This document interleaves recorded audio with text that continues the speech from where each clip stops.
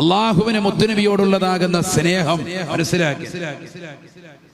പരിശുദ്ധ പ്രവാചകർ സല്ലല്ലാഹു അലൈഹി വസല്ലമ തങ്ങളുടെ പേരെടുത്തുകൊണ്ട് അല്ലാഹു സുബ്ഹാനഹു വ തആല ഇന്ന് വരെ വിളിച്ചിട്ടില്ല. ഖുർആൻ പഠിക്കണേ, മനസ്സിലാക്കണേ. യാ മുഹമ്മദൂ എന്ന് ഖുർആനിൽ എവിടെയും കാണാൻ പറ്റൂല. നബിയോടുള്ളതാകുന്ന സ്നേഹമാണ്. അങ്ങനല്ലേ?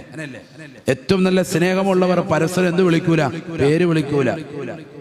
ഖുർആനിൽ എടുത്ത് പരിശോധിച്ചു നോക്ക്. ഖുർആനിൽ യാ മുഹമ്മദു എന്ന മുത്തുനബിയെ പേരെടുത്ത് വിളിച്ചിട്ടില്ല അല്ലാഹു.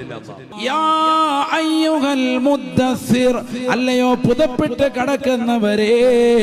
യാ അയ്യുഹൽ മുസമ്മിൽ, റസൂലുള്ളാഹി വിളിക്കാൻ സല്ലല്ലാഹു അലൈഹി വസല്ലം. അല്ലാതെ പേരെടുത്ത് വിളിച്ചിട്ടേ ഇല്ല. കാരണം ഇതൊരു സാധാരണ വ്യക്തി